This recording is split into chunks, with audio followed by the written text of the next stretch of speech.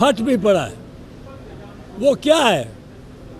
वो Islamabad high court के 6 जजेस,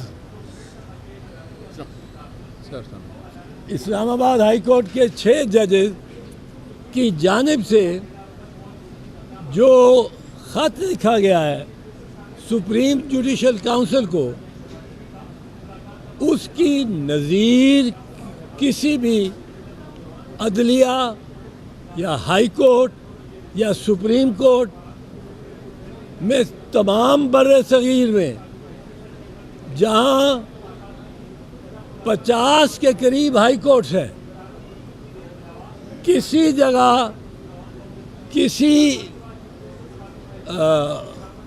हाई कोर्ट या सुप्रीम कोर्ट के जजेस को इस तरह तकलीफ में और इस तरह उनकी सर्वेलेंस कहीं नहीं की गई। ये जो ख़त है, ये कोई आम खास ख़त नहीं है कि मैंने लिख दिया हो, आपने लिख दिया हो। ये 6 हाई कोर्ट के जज हैं, 6 हाई कोर्ट के जज हैं। एक होता उसको हम इग्नोर कर लेते, 2 होते हम कहते कि ये भी 2 ग्रुप बंदी के बीच में आके अपनी मौक़िफ़ को बढ़ा रहे हैं। 6 से इस्लामाबाद हाई कोर्ट के जज और एक चीफ जस्टिस और एक हसन गुल औरंगज़ेब साहब का नाम उस पर दस्तखत किसी वजह से वो नहीं कर सके। अगर उनको भी शामिल किया जाए 6 जजेस में, उनका नाम भी छपा हुआ है, तो 7 जजेस पर 6 भी ले लें। अब 6 जज कहते क्या हैं? 6 जज क्या रहे हैं? कोई आम खास बात नहीं कह रहे कि हमारे साथ इम्तियाजी सलूक हो रहा है, हमारा चीफ जस्टिस हमारे आगे केसेस नहीं लगाता। वो कह रहे हैं कि एक इदारा, इस रियासत का बड़ा मजबूत ताकतवर इदारा ISI, वो बराह रास्त हम पे प्रेशर डालता है, दबाव डालता है कि इस किस्म के फैसले दो, उस किस्म के फैसले दो। हमारे रिश्तेदारों को उठाया जाता है, उन पे अजियत ईज़ा रसानी की जाती है, उनको इलेक्ट्रिक शॉक्स लगाए जाते हैं, उनको डराया धमकाया जाता है। फिर हमारे वीडियोस लिए जा रहे हैं और वीडियोस के लिए वो कैमरे हमारे लिविंग रूम्स में और बेडरूम में नस्ब किए गए, जिनकी जो लेटेस्ट वीडियो है, आपको पता है आधा घंटा वो कैमरा रिटेन रखता है वीडियो, वो वीडियो भी उन्होंने पेश की हैं।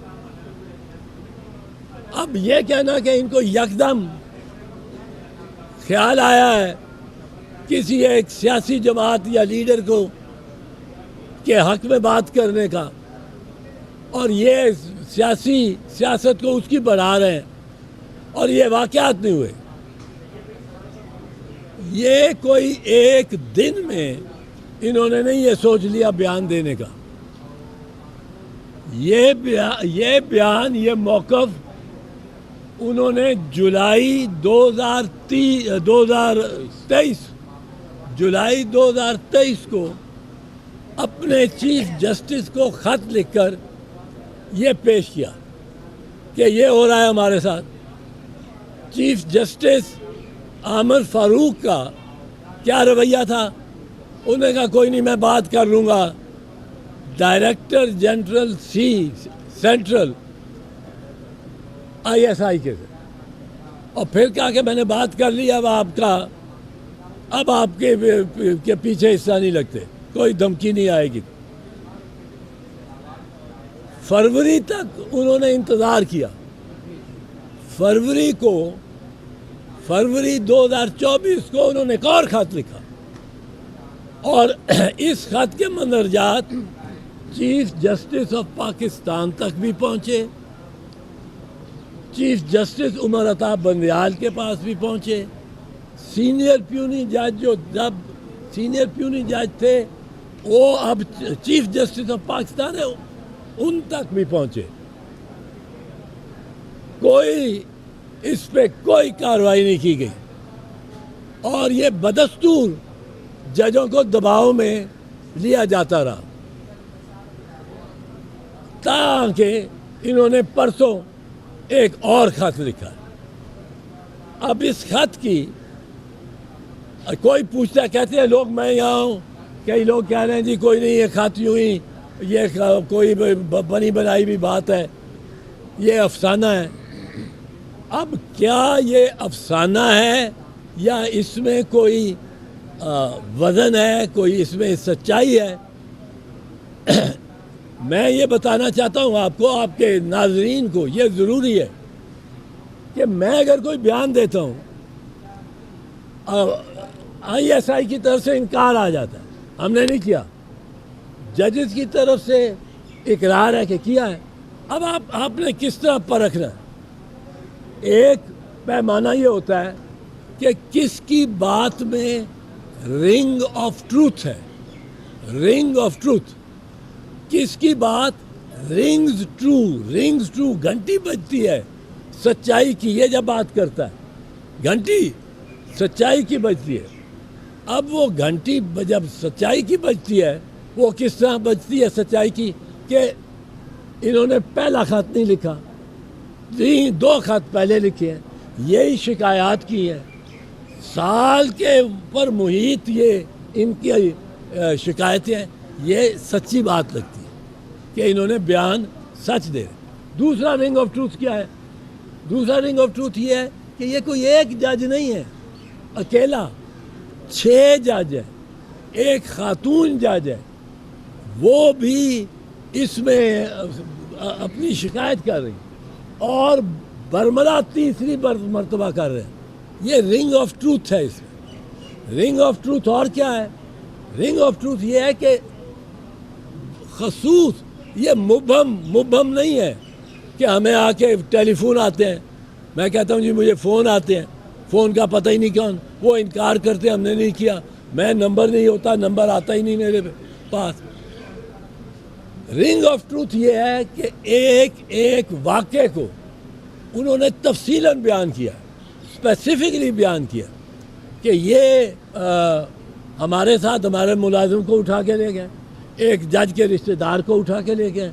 अब आप पूछ सकते हैं उनसे कि कौन सा जज और कौन सा रिश्तेदार। तो ये रिंग ऑफ ट्रूथ है इसमें।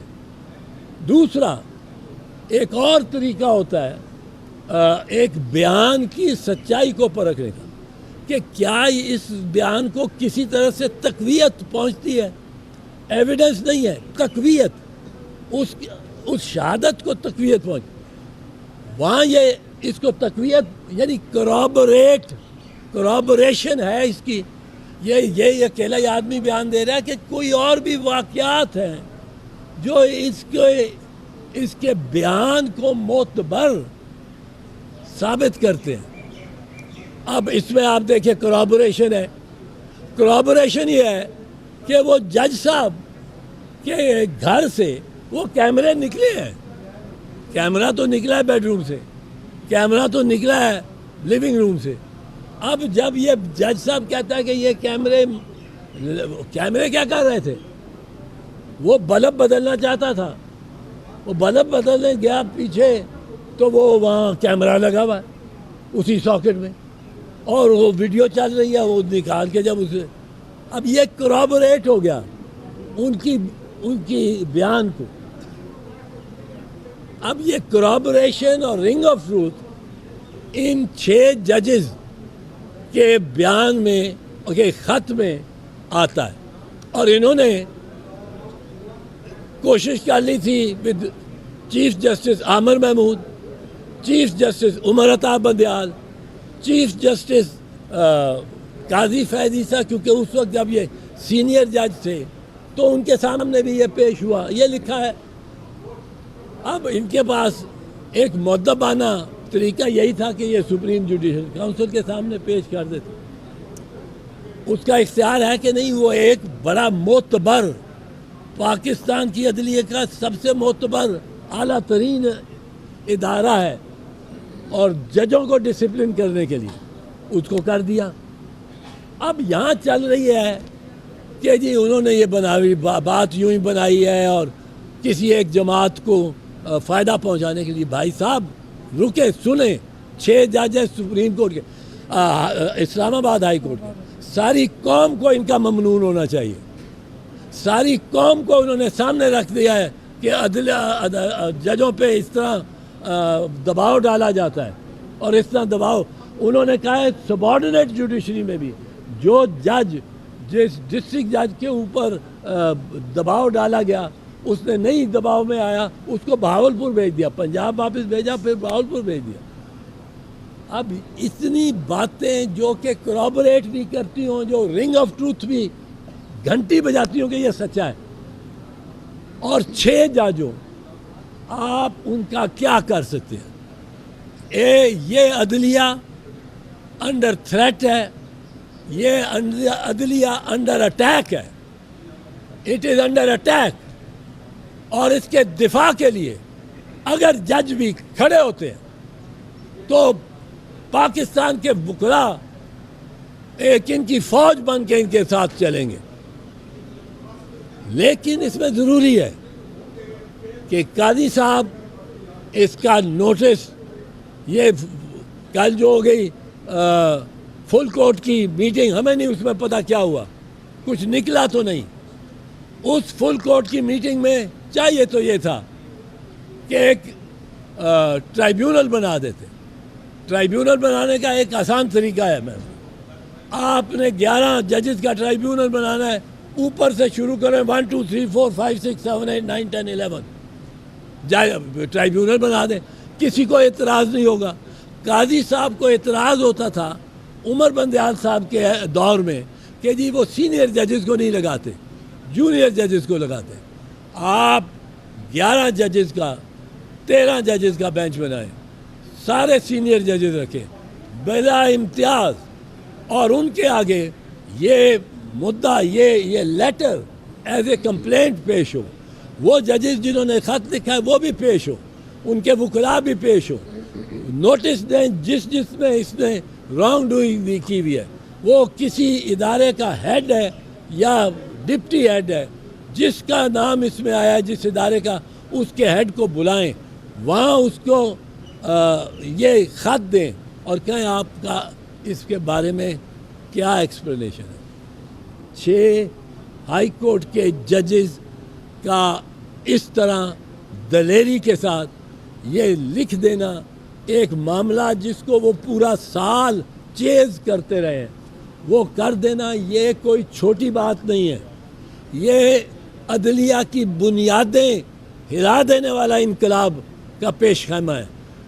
मैं इसलिए ये अर्ज़ करूँगा चीफ जस्टिस साहब को कि इसका फौरी नोटिस लें। ये दिनों की बात नहीं है, ये घंटों की बात है। सीरियस इसमें नज़र आए चीफ जस्टिस साहब और उनके सीनियर रुफ़का, सीनियर 9 और 11 और 13 सीनियर जजेस का इसी वक्त ट्राइब्यूनल बनाएं और इसको टेकअप करें कि ये क्यों हो रहा है और कैसे हो रहा है। चौधरी साहब, मेरा एक छोटा सा सवाल है। एक वक्त था कि इन्हीं एजेंसियों के कहने के ऊपर आप टूल बने और उस वक्त की हुकूमत सदर आसिफ अली जरदारी का बाजू मरोड़ के आपने अदलिया को बहाल कराया था, तो आपको क्या आप उस पर शर्मिंदगी होती है या कभी कोई ऐसी बात महसूस हुई कि आपने उस वक्त गलत किया था? देखो, मैंने कोई किसी का बाजू मरोड़ के नहीं किया था। जरदारी साहब ने यही कहा कि मेरा बाजू मरोड़ के जज बहाल करवाए थे साहब ने। जरदारी साहब नहीं करना चाहते थे, उनको लॉजिक से कन्विंस किया और फिर वो बहाल हो गए जजेस, होना चाहिए था उनको, वो गलत डिसमिस हुए थे। बाकी ये बात आपकी कि वो जज साहिबान ने को बहाल करा लिया तो क्या फ़र्क पड़ा, और आपने हमने किसी शख्स को बहाल नहीं कराया। और मुझे कोई इस बात में, आप कहते हैं कि आपको कुछ इसमें तअस्सुफ़ है, कोई तअस्सुफ़ नहीं, शर्मिंदगी की तो बात ही नहीं। मैं तो इस बात में बहुत फ़ख्र करता हूँ कि मैंने चीफ जस्टिस ऑफ पाकिस्तान को बहाल कराया, और मेरे दोस्त साथ खड़े हैं इन्होंने हमने कोई इफ्तिखार मोहम्मद चौधरी को बहाल नहीं कराया। अगर इफ्तिखार मोहम्मद चौधरी की जगह उमर अता बंदियाल होता, उसकी जगह काजी फैज़ ईसा होता, आज हो। हम चीफ जस्टिस के साथ हैं, चीफ जस्टिस हमारी रेड लाइन है। हमने भाई साहब जिसको बहाल कराया उस शख्स का नाम था चीफ जस्टिस ऑफ पाकिस्तान, और हम इसके तब भी खिलाफ थे, आज भी खिलाफ है कि कोई फौजी अफसर, कोई आर्मी चीफ पकड़ के बाजू से और चीफ जस्टिस को निकाल दे और बाहर करे, फिर यहाँ इंसाफ कहाँ रहेगा। लेकिन जजेस को भी सोचना चाहिए।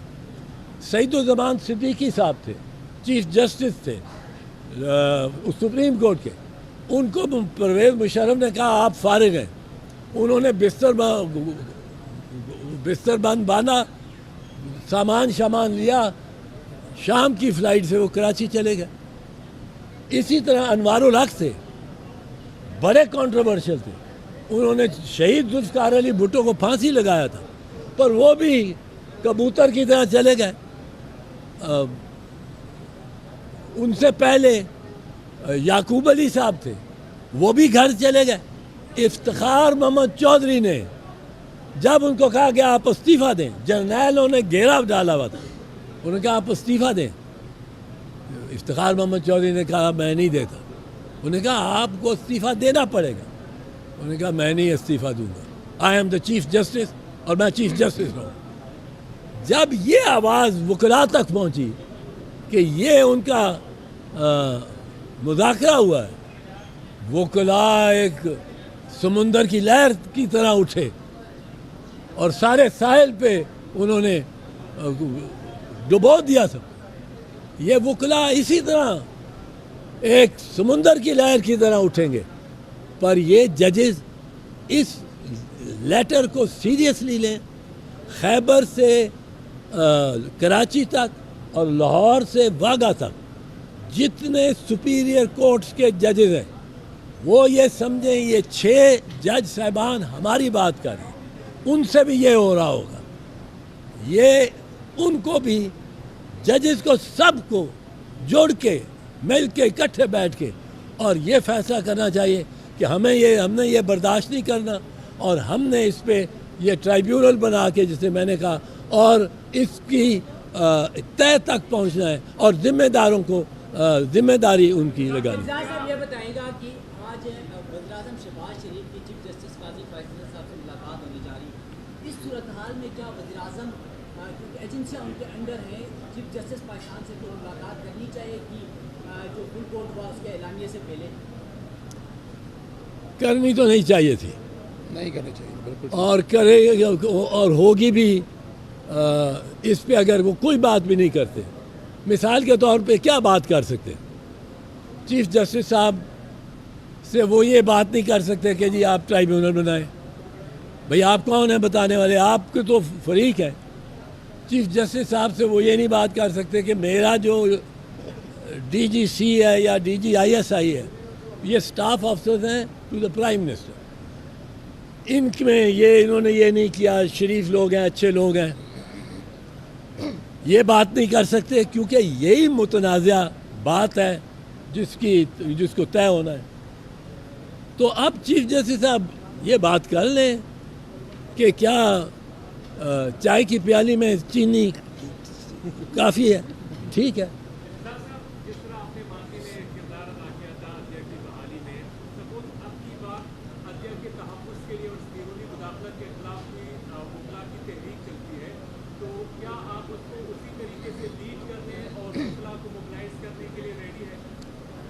देखो, हमें तो जितना हौसला है वो इस अदलिया के लिए और इस बार एसोसिएशन काले कोट की इज्जत के लिए, और इन्होंने मुझे बहुत कुछ दिया, बहुत इज्जत दी है। मैं तो इनके साथ रहूँगा, पर लीडरशिप अब नहीं आती है, जवान लीडरशिप है। मैंने जब लीड किया था उसको 18 साल हो गए, 17 साल, और अब मेरे में वो फिजिकल एजिलिटी तो नहीं है जो उस वक्त छलांग मार के और गाड़ी के छत पे चढ़ रहे होते थे और तकरीरें का, पर इनके साथ हूँ और जो जवान लीडरशिप आई हुई है उनमें एतमाद रखता हूँ कि अब जो आए हैं और जो लीडर्स हैं, थोड़ा सा मुझे इस बारे में अफसोस है, तअस्सुफ है कि कुछ डिवाइडेड है। इस वक्त मैं समझता हूँ कि सुप्रीम कोर्ट बार एसोसिएशन को अपनी अंदरूनी सियासत छोड़ के पाकिस्तान बार काउंसिल को भी अपनी अंदरूनी वकला की सियासत छोड़ के, जिस तरह वकला को हमने इकट्ठा कर दिया था, मैं उसके बाद सुप्रीम कोर्ट बार एसोसिएशन का सदर भी हुआ उस तहरीक के दौरान, और सबको एक साथ लेके चले, एक कन्वेंशन बुलाए जिसमें दोनों सोचें जो बार एसोसिएशन की है उनको बिठाएं, जो अब इनके मुखालिफ है उसको इज्जत ज़्यादा दें, उसको ज़्यादा इज्जत दें, और इस चैलेंज को उसी तरह लें जिस तरह हमने चैलेंज लिया था जब एक आर्मी चीफ ने एक चीफ जस्टिस को घर बिठा दिया। नहीं, मैं सिर्फ एक एतजाज़ साहब की बात में एक बात ऐड करते चलें कि एतजाज़ साहब लास्ट टाइम भी इन्हें लॉयर्स कोऑर्डिनेशन काउंसिल ने बाकायदा मुंतखब किया था, लीड किया था। अब भी हमारे लॉयर्स के अंदर ये बात वाज़ेह तौर पर चल रही है, और एतजाज़ साहब आने वाले दौर में इंशाअल्लाह अज़ीज़ लीड करेंगे इस सारे मामले को।